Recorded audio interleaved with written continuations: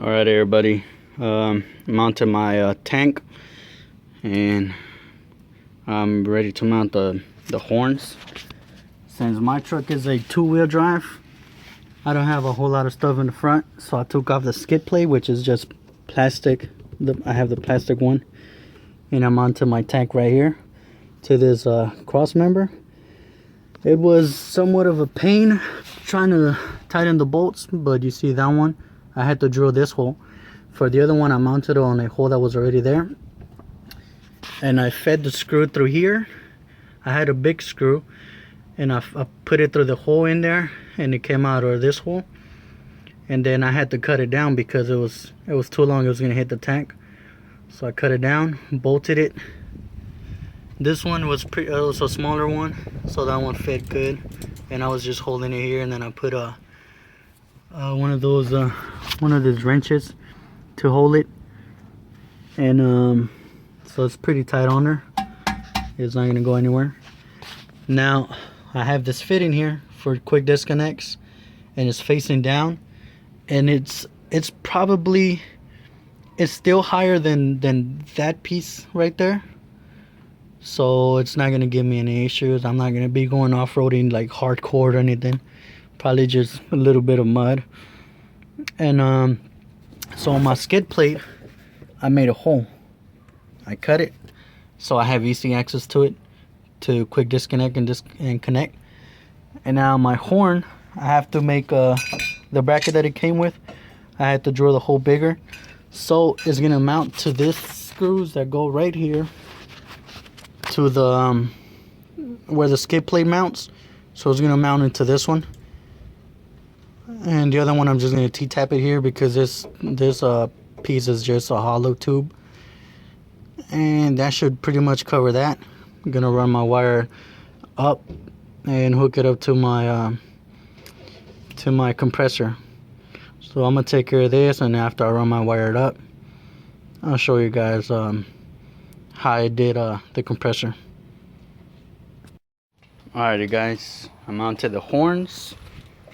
You guys can see right there, my line runs from there to there, and then I braced it up with this other part that it came with up to here, and I grounded my wires there, the ones for the horn and the ones for that that other relay type deal that makes the air compressor turn on when it hits 150 psi. I also grounded it. I'm thinking I'm not gonna use it, but we'll see. I'm not too sure about that. So I also need to run my power wire to my switch to open the cylinder in here, and then I ran my hose that comes from the tank. That I ran it up through the frame, up here, through the headlight, up all the way to here where I have the compressor mounted, and it's firm. That thing ain't going nowhere. And I hooked it up to the compressor hose that it came, and then I got my regulator here, since I'm gonna put it to 120, or else the horns won't blast. I guess the cylinder gets stuck because there's too much pressure going to it. So I'm gonna do that. I'm gonna run my wires right now.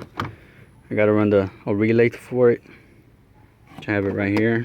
Well, there's the one that came with the kit. It's a 30 amp, but it's a 5-pin. I'm not sure what the middle one's for. I know the other ones are the ones that I need. Oh, it just says ground. I think that's what ground means. No, that's switch. I don't know, guys. I'll figure it out. After I figure it out, I'll let you guys know what it is. I'm gonna use this other video on YouTube where this guy explains what goes where. So I'm gonna do that, and I'll be right back. Alright, so I'm finally done with the train horn. Everything's nice and hidden on the bottom.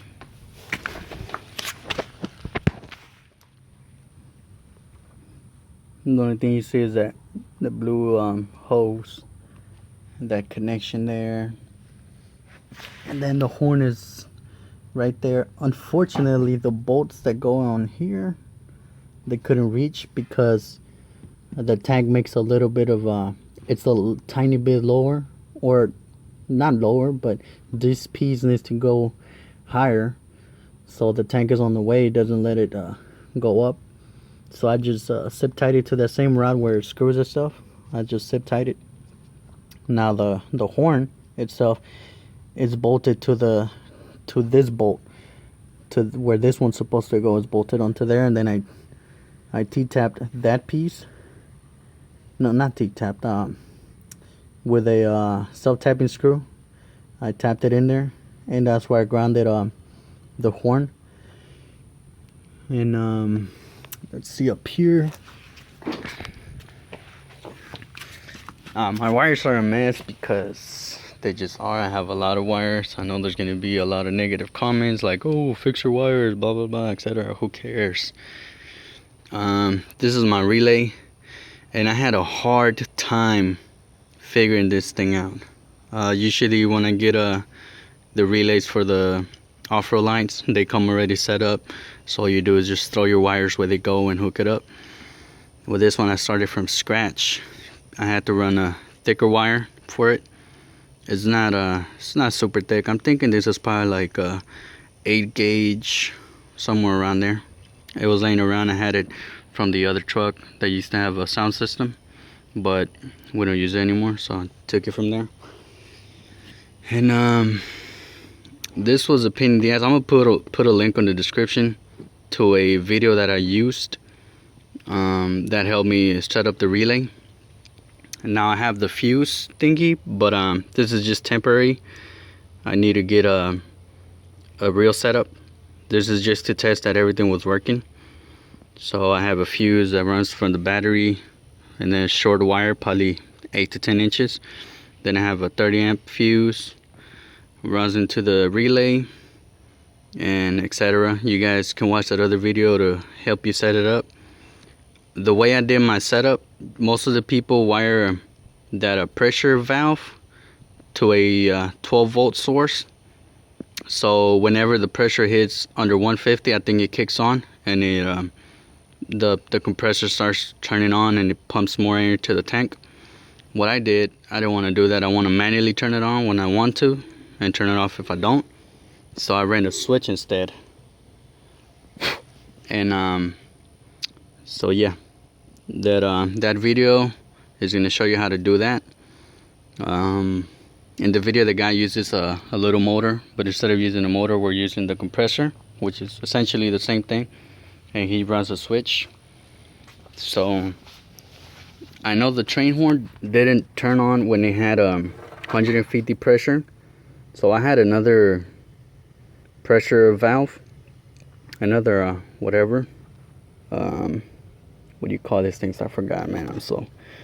I forgot. Whatever, it controls the pressure going to the tank. So I have it set to 100. You guys can see it, 100. I had a different one that I bought from Harbor Freight, but it wasn't working. Well, it worked, but then I couldn't turn it down. It has this little thing, so it closes that little ball bearing looking thing, but it was too hard, and it just quit working. So it wasn't fueling up or releasing whatever. So this one works. This one's from Home Depot. I think it's a Husky, and it was 20 bucks. Just this piece is 20 bucks. So I hooked it up to my hose, and to the hose that comes from the compressor. I ran my wires. I had to run 4 wires, I believe, inside the cab through there, the firewall. It took me a little bit of time to do that, but I managed. I grounded everything off just with my switches. Everything's grounded off to the metal that's right here behind the fuse panel. I self-tapping screw in there, and these are my connections: the compressor and the train horn.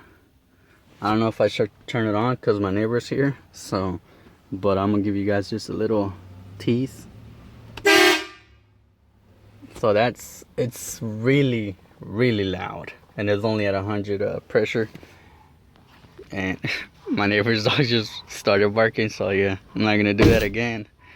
But there you guys have it. If you have any questions, leave me a comment.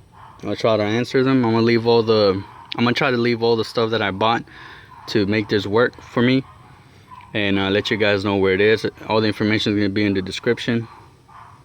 So see you guys on the next one.